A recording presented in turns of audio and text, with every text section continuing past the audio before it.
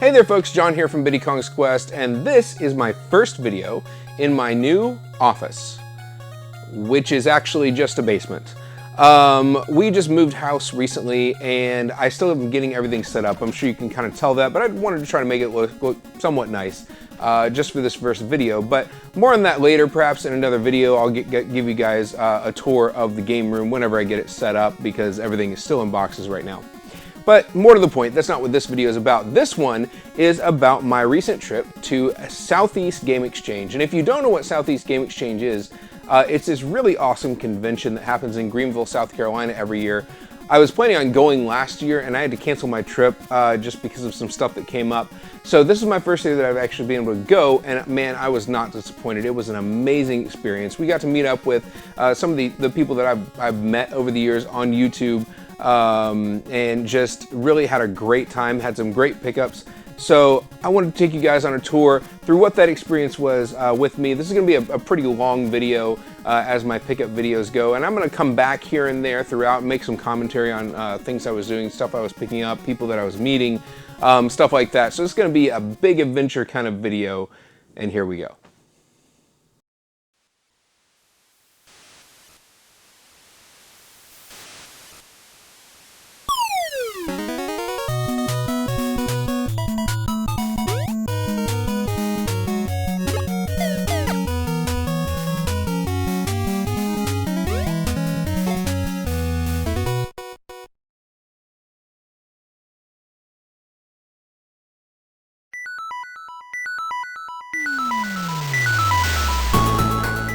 So here is the line to get in, and there is the convention itself.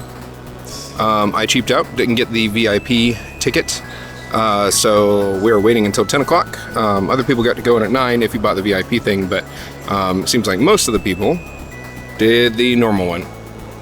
So there you go. So first thing we're going to do is we're going to go in and we are going to deliver some coffee to John Hancock and Jay from Square Pegs, and then we'll go and we'll check out the convention. So we'll see what happens. Oh no, you're good. You're good. I'm just dropping something off and I'll come back. Hey John. Oh my gosh, I love it.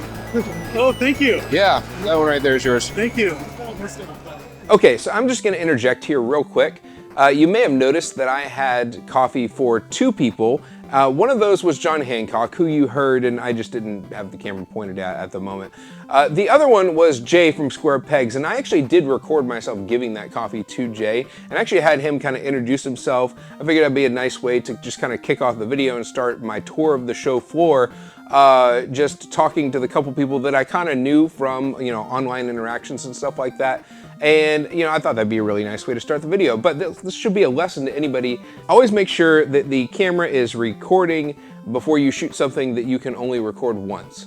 Anyways, back to the show floor tour. I'll come back and hit you guys up here in a little bit. Alright, so here we are out on the show floor. You guys know I had to check out NES games first. You'll see a lot of these. Snake Rattle and Roll, if you don't know what that one is, definitely got to check that one out. It was actually my first NES game I ever got. Still love it today. Solstice, another classic, $7, not a bad price. Very, very fun puzzle game. Had great music too. Legendary Wings, great shooter. Absolutely recommend that one. I think John Riggs is a fan of that one too. Monster Party, man, you can't go wrong with Monster Party, and that was like $12, I think. Also on this table, I saw this Pokemon X and Y book that I really wanted to get for my son. And first lesson, if you've never been to a con, always have cash with you. These guys only accepted cash and I didn't have any on me. I went to the ATM right after taking this shot, intending to come back immediately and buy the book. By the time I got back, 10 minutes later, it was gone. They also had this Banjo-Kazooie license plate. Huge Banjo-Kazooie fan, so lots of little fun stuff like that at conventions like this. And then we go over here, and this one had some cool Japanese stuff. This is all like Game Boy Advance stuff. I thought that was a really cool looking cart. No idea what it is, but with like the grass dog thing. Looked like there was some reading involved though, so I didn't pick it up. Then you got just some Super Famicom games, which are kind of cool. This one I thought was interesting looking. I mean, just that cover alone And you know, it looks like it's probably a pretty interesting game that I again wouldn't be able to read. You also had Master System games. Saw quite a few of these here. Double Dragon is $10 there. That's a pretty good price for it. They had some other stuff like this Mutant Virus. That's a game that you never ever see. Adventures of Lolo 3. That's another one that's kind of uncommon. Also had a lot of other cool art stuff like this. I thought this was fun. All these different wall hangings and things. Tons of stuff like that at conventions like these. Went ahead and checked out some more NES games. $40 for Mega Man 2. That is unfortunately the going rate these days. And then you guys know I had to check out 3DS stuff. So just checking prices on that stuff. Link Between Worlds, $35. That's again unfortunately pretty accurate these days. Marvel vs. Capcom, $179. That's accurate as well. And sad. The Last Ninja, this is a terrible game that is for some reason $45, and that's market value. Not a great one though. Castlevania Dawn of Sorrow, I actually almost grabbed this because this is one of the few Castlevania games I don't have. I'm looking to complete that collection, but you know, that was market value and I felt I could spend my money better elsewhere. This is the Chrono Trigger DS version. This is the definitive edition of the game if you've never played it before. And again, that's about the going rate. That might actually be a little bit above what it would go for. So after a bit of just kind of perusing the show floor and just kind of getting the lay of the land, I didn't really get any pickups here at the beginning of the day. I decided to go to a panel. Now, fortunately, that panel, that first one that I went to, was actually being done by Jay from Square Pegs. And he did a panel with G to the Next Level on Genesis RPGs. And I can just tell you right now, it was actually a really, really interesting panel to go to because you don't really think of Genesis as a system that had a bunch of RPGs. There's a couple that you know, like Phantasy Star, Crusader of Senti, those sorts of things, but they were making some serious deep cuts, and not just in the Genesis, by the way. They covered RPGs on the Dreamcast and the Sega Saturn, and you know, some other things as well. And so it was just this really, really cool panel to go to, and then it was also really, really cool to actually just see him talk in person. You know, I've watched his videos for a couple of years now. At this point, I've known him through an online forum for a couple years, and it was just really fun to see him in person. And I did just want to give him a shout out too. He just has just like the friendliest gaming channel that, you know, I've really one of the friendliest ones I've ever seen. And he just feels like talking to a friend watching his videos. You should absolutely check it out. But I just wanted to make a note there that, you know, this was a really cool panel to go to, and also Jay's a really cool person. So after Jay's panel was over, I went out and hit the show floor again to see what other cool things I could find. First thing, River City Girls, this limited run version of it, was it's shaped like an NES cart. Has a really, really cool box. If you've never played this game, it's really, really fun. And the price actually was surprisingly good on that one. There's this place with all these plushies, which was kind of cool. You know, my son loves Kirby. Seriously thought about getting one of those. There's this other one that had a bunch of TurboGrafx games. You got Tailspin right there, which is not a great game, but still $50. That's a good indication of how much TurboGrafx stuff costs now. And then these Worlds of Power, if you aren't unfamiliar with these, back in the day, they actually made novelizations of NES games, which is actually pretty cool. There's some people that collect these like crazy. I don't really have a lot of room for books like this, so I kind of put it back, but man, it was really cool to see these things that honestly I haven't seen in years. You see a Mighty Final Fight down there, which is an extremely rare game, $850 boxed. That's kind of crazy to see. This is a little Eevee plushie. I'm looking for an Eevee at this point for my daughter. This is, spoiler alert, not the one that I actually saw. You have this Rayquaza, which I guess is shiny Rayquaza, because I think Rayquaza is supposed to be green. And here I found one of the things I actually kind of came in looking for, and that's a boxed Legacy of the Wizard. You can get a boxed copy for 20, maybe $30 online, so $50 was a little steep for me. Okay, so quick update on pickups. I have gotten a few things. Still looking for a copy of Buck Bumble. I saw one, but the label wasn't in great shape, so we went ahead and just passed on that one. So a couple things.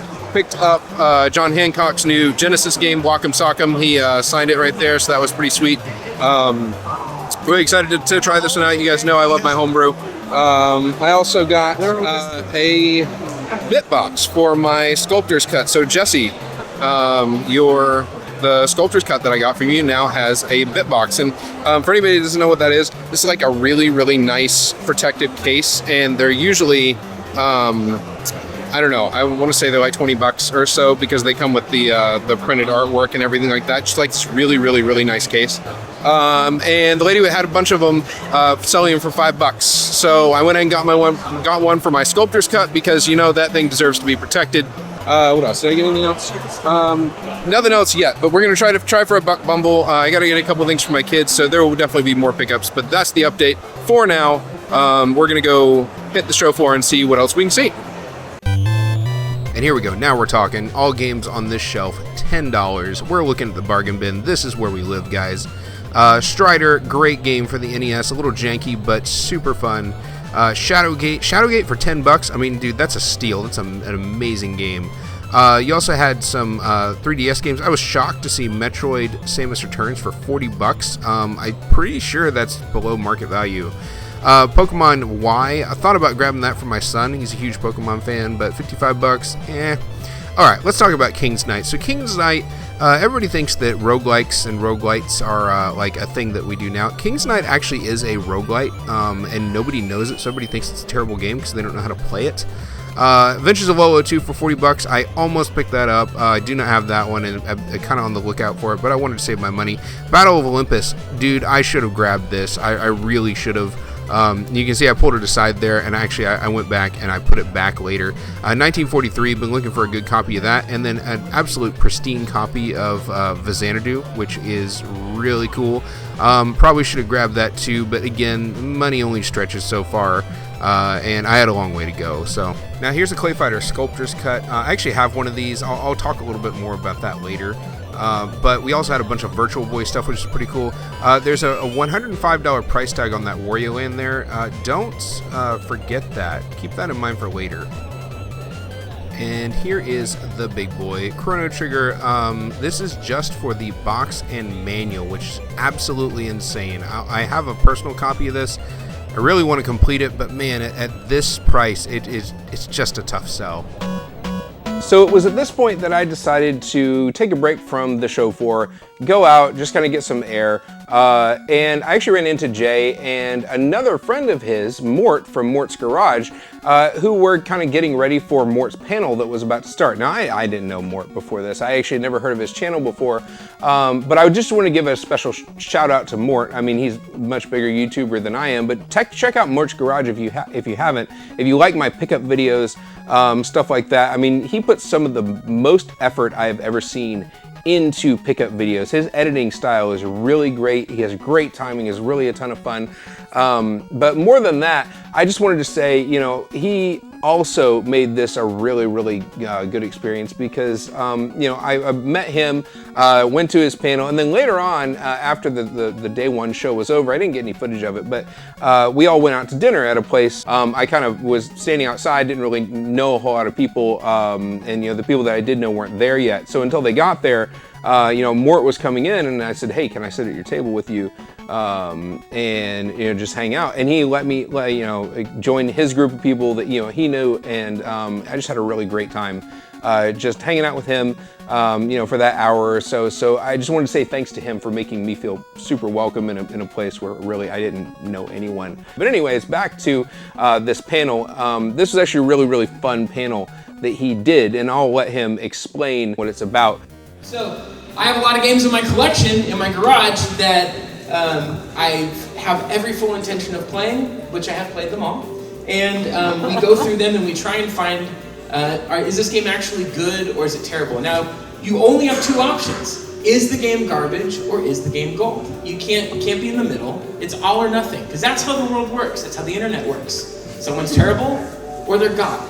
There's no such thing as gray areas, and that's what I'm here to reinforce. So, player 4 select the character. Did we do it?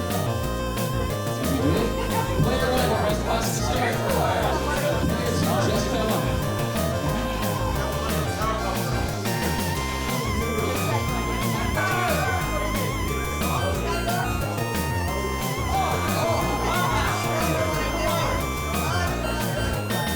Okay, so quick note about that panel. I can't tell you how excited I was to see Pets Dogs 2 on that screen. That is unironically a good game. When my son was 4, I had to play that game for him constantly. And that story goes so hard. They really cared about that game. It was obviously a really low budget game. You wouldn't expect much out of it, but Pets Dogs 2, I am telling you guys, if you're up for an interesting experience on the Wii that will cost you like literally nothing, it is absolutely worth checking out. So really excited to see that in this panel. That was just an absolute ton of fun to see. Anyways, that's enough of my side note. Back to the convention. So it was at this point that I caught up with Jay again, because I had something that I wanted him to sign, and that is Henry Hatsworth for the DS. Now, that seems like probably this really like obscure game that you're like, Henry Hatsworth, what is that? Nobody's heard of that game. And I wouldn't say that you're wrong. There's not a lot of people that have heard of that game, but the reason why I wanted Jay to sign it is twofold. One, he was a playtester on that game, and of course I want, that game signed since I have it. The other reason, and probably the bigger one for me, that I wanted to get that specific game signed, and that was specifically interesting to me, is because I'm doing a long-form video on something called the Experimental Gameplay Project. And Henry Hatsworth was one of the first games that came out of that. But this was kind of a part of that bigger video. So after that, I kind of went back out on the show floor because I felt like I should really kind of get something, since I had really just spent the morning just kind of looking around and getting footage and hanging out with people, and just kind of taking in the event itself. But at that point, there was only like 2 hours left before the show closed. So I figured it was time to get busy and go do some actual shopping. So that's kind of what I did next. So it was at this point that I went back out on the show floor for just a little bit, just to see what other stuff I could see. You got some TurboGrafx stuff here, the Keith Courage and Alpha Zones for $20 there. This sucker was complete, and it even had this little like poster thing inside of it and stuff. It was honestly in really, really good shape. I almost grabbed this one, but again, kind of saving my money to see what else I could see. And then I found these really cool Bitbox cases for all these NES games. It was kind of crazy. I'm assuming this all probably came from the same collection. Bitboxes, if you don't know, are these really, really nice clamshell cases. They're like $20 each, so they're actually really, really nice. So to have all of these with the games, now there's $120 for the original Mega Man.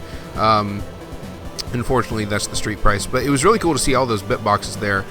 We had some 3DS games, and there's Tomodachi Life. You're going to see that one again.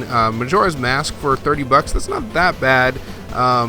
They also had some Game Gear stuff. Streets of Rage 2 for the Game Gear. I don't know if I've ever actually seen this in person, especially boxed like this. I had to see what it costs, and yep, that sounds about right for a boxed Game Gear game, especially one as popular as Streets of Rage. Space Station Silicon Valley, I saw it, I had to point it out. It's an amazing game. If you haven't played it, super funny, super great. And then on my way out, I saw this really cool display where it was basically just an NES cartridge with an LCD inside where you can make it display any game you want. I just absolutely love how much cool stuff like this there is at conventions like this. Okay, so we are done with the show floor. It is 5:45, which means the show floor closes in like 15 minutes. It closes at 6, so I am pretty much done. I'm exhausted. It has been a lot of walking around, a lot of visiting people and just talking to people and everything. It's been really great. And we're got another day tomorrow, so I'm not going to completely go to the end here.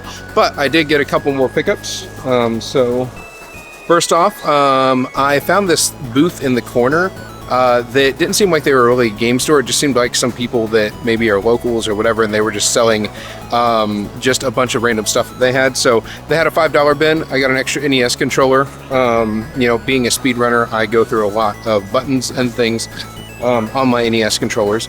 I also got from those same guys a kind of dirty copy of Keith Courage and Alpha Zones for $5, which is about all I was really willing to pay for this game. This was the pack-in title with the TurboGrafx. I also found a Japanese copy of Chrono Trigger for $10. I have my American copy, but Chrono Trigger is my favorite game ever, surprising no one, I'm sure. And for $10, the Super Famicom version, really happy to have that, just so that I can have it. It's the last version of last copy of Chrono Trigger that I didn't have, between the SNES and the DS. So now I have this, and I could play it all in Japanese anyway. It wouldn't really matter. I know everything that's said because I've finished that game so much. So happy to have that. And then the last big get was this, Wario Land. I recently picked up a Virtual Boy a few months ago. This was the one game that I didn't get at the time that I really wanted. So that same table that had the stuff for $5 had this for $50. And it goes roughly between 60 and 70 online, so that was a pretty good price, one I was willing to pay. So I'm really happy to have that, and yeah, that's great. So I don't know that I'm really looking for anything else for the Virtual Boy anymore, because I'm not going after the really expensive stuff. So that's about that. So that was the end of day one, and like I said, we went out to eat right afterwards, but pretty much I went out and I ate, said hi to a couple people, and then I went back to the hotel room because I was just absolutely exhausted. That's actually when I finished editing the video that I posted a couple weeks ago about, you know, the grid and kind of the trip down there. But really, I just kind of edited a little bit. I turned in, I had an early night so that I could get up early the next day, because I went in with a mission, and that's that I am making a really long form video on the Blockbuster exclusives. And if you're not familiar with the Blockbuster exclusives, it was basically this program where Blockbuster got some exclusive games that you could only rent at Blockbuster. You couldn't buy them in the store. So any of them that do exist in the wild, they had to have bought from Blockbuster when they eventually sold that one copy of the game. You know, and this is something that I kind of got interested in doing because my friend Jesse over at Retro Revelations contacted me. I mean, this is probably over 2 years ago at this point, and said, "Hey, he has had a sculptor's cut that he was getting rid of, or not getting rid of, but just selling." You know, a Clay Fighter sculptor's cut is a really, really rare thing to find because it was a Blockbuster exclusive and one of the rarest Blockbuster exclusives. I went to Southeast Gaming Convention specifically to get footage of as many Blockbuster exclusives as I could find to use in this video, because as you can probably imagine, these are really, really expensive. You know, I have Clay Fighter and I have Stunt Racer 64 because I got that one at Goodwill for $6. I did a video on that like 3 years ago or something. But that was one of my primary purposes in going down there. I needed to get pictures of the Blockbuster exclusives. I was able to get quite a few of them, including a Donkey Kong Country Championship cart, which I don't think I've ever seen one boxed like the one that they had there, which was really, really cool, especially since I competed in the Donkey Kong Country Championship when I was, you know, in 6th grade or whatever it was at Blockbuster. And so that was a really cool thing to see for me, just because I have some personal history with that specific event that cart came from. But there were all kinds of other ones. So these are the other ones that I found. That again, you'll see these again when it comes to doing that other video. But here's what I found. So here we are at day 2 of Southeast Game Exchange, and it's probably accurate to say that I went in a little more focused on this day than I did the day before. Day 1, I kind of just wanted to hang out with people, see what was there, get the lay of the land. I got a few things, as you guys saw.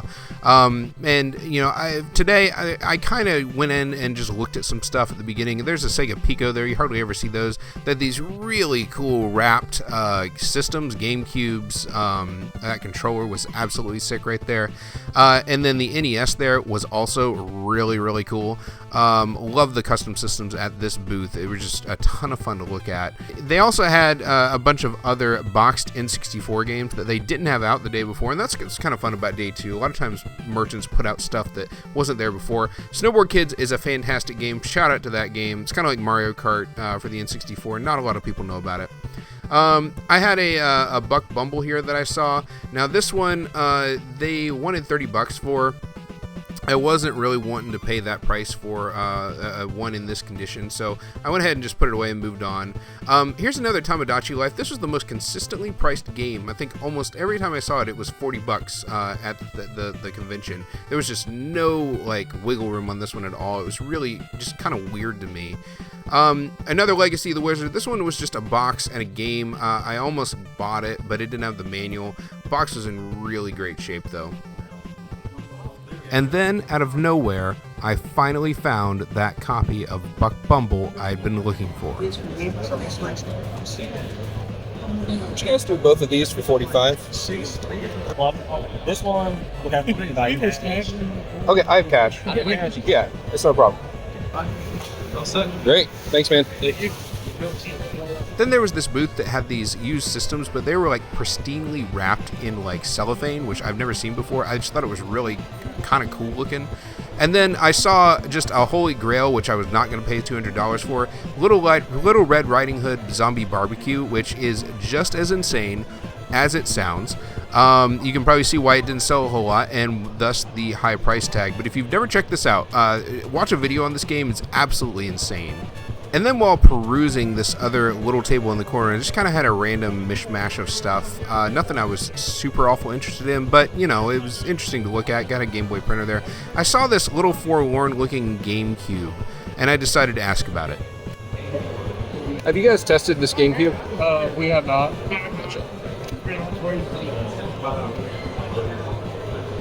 Cosmetically, it looks fine. Yeah. Would you guys do $25 for it? Cash? Yeah, that's it. Just all I got in my pocket. Yep, I know. There you go. It's all right. There you Cool, go. thank you. No problem. And then also, one of the last things I saw was a Left Brothers Super Mario 3, where the Brothers is on the left side of the cartridge. It's actually a fairly rare variant. It's one of the first ones that they ever printed. And then I had to get footage of this. This is the Japanese version of Hagane, which is one of the rarest Super Nintendo games, also a rare Super Famicom game. And then lastly, I found one of the few Blockbuster games that I did not have footage of. And the interesting thing about this is I was upfront and honest with the lady because it was behind glass. I wasn't really going to get a good shot of it. And I said, hey, I am not going to buy this game. Just because it's out of my price bracket. But I kind of explained the project that I had going on with the Blockbuster exclusive documentary, and I said, hey, can I just get some footage of that? And she was just super duper nice. I was super thankful that she was able to do that. But she just let me take it out and just kind of take my time with it and get whatever footage I wanted. So that was super nice of her. Always ask people what they can do for you at these conventions. If you ask nicely, you're kind, then honestly, people are super nice at these things, and really, it never hurts to ask. All right, I've said my goodbyes on the show floor, and I just have to say what an amazing experience this has been for me, just because a lot of these people I've never met before outside groups online. It was awesome to be able to actually interact and meet these people in person for the first time. And I just have to say, special shout out to Jay from Square Pegs for just introducing me to several people that he knew, the Retro Rivals, from Mort's Garage, a bunch of other people, and just making me feel super welcome because it's my first time, really interacting with this YouTube group in person. And that's always a little bit of a nerve-wracking experience, right? When you're meeting people for the first time that you feel like you've known for a long time. But it's thank you so much to Jay for making me feel welcome and helping me just get introduced to people, and it was really, really awesome. But I did pick up a few other things this morning. First of all, I went to this little corner. I have to say my best deals of the entire show have been from this little table in the corner that I'm pretty sure is just like resellers that like find stuff at garage sales or anything and stuff. Like I don't think that they actually had like a local shop or anything like that. But I found some really, really good deals there. And actually that's where I got that Wario Land Virtual Boy yesterday for under market value. So I was really, really excited about that. They had a GameCube. It's an untested GameCube, but it's in really good shape. The jewel's a little bit scratched up, but It's actually really, really nice. I was thinking of putting a Raspberry Pi Zero in it and just making it a project system. Should be really, really cool. And I got it for $25. So it says 30 right there. I went ahead and talked them down to 25. Again, most of the time, stuff like this, yeah, it's convention prices. Stuff is usually going to be listed for market value, maybe a little bit above. But never be afraid to ask. And speaking of talking people down and haggling, I actually did find my copy of Buck Bumble that I was looking for, and you can see right there, if you can see it, my camera will focus on it, but that was supposed to sell for $24.99, which $25 is about market value for this. Sometimes you can get it for a little bit cheaper if you look at the right auction site, but I also got a copy of Vice Project Doom, which I've been on the lookout for a while, and this is like I don't know, probably about a $45, $50 game, and it was listed for $30 because it's got stickers and things on it, and the label's peeling up. Well, those of you that have been watching the channel for a while know that fixing a label that's just come unstuck is not a problem. That's really, really easy to fix, and I actually like video store stickers. So this one is from Can Do Video with a K. You guys know I love this kind of stuff because it shows the history of the thing and where it's from. So I was really actually happy to have this. $30 is a significant discount over what you find it online. And then I was able to haggle with them and talk them down. And I offered $45 for both, knowing that was probably a little bit low because the sticker price comes to $55 if you add them together. Knowing that was a little bit low, and they came back at $50, and so I got both of these for $50. So depending on what you how you want to break it down, Vice Project Doom for $30, and then $5 off of Buck Bumble, which hit that $20 target that I was going for, and so I'm really happy about that. So that worked out really well. And then lastly, I just picked up some stuff for my kids. I got a little unicorn keychain that was listed for $6. She gave it to me for $4. This is for my daughter. I got an Eevee plushie for her as well. And then also what I am affectionately referring to as a Pikachu, a 3D printed Pikachu. This is very similar to what I got for my son from Gary at Rock Solid Productions. This is from a different seller, so I think she'll enjoy that. And speaking of Pikachu, I also got a Pikachu plushie for my son, or for my youngest son, because he is young enough that he's just starting to realize what certain Pokemon are and things. And so that was that's been a lot of fun to see, and he really knows what Pikachu is, so we got one for him. And then lastly, we got a Wario plush for my oldest because he loves WarioWare and has been super into it lately. So those are the pickups from day 2 of Southeast Game Exchange. And that's about it for my trip to Southeast Game Exchange. I have to say it was a completely worthwhile trip in every possible way, and I'm super glad that I went.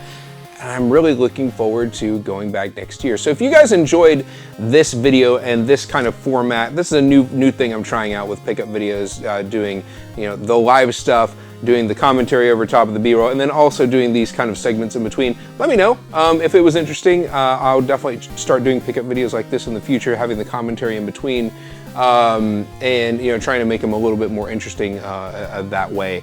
But that's about it for this one. So like, comment, subscribe, do all that YouTube stuff. Thank you guys so much for watching. I'll be back soon, and I'll see you next time.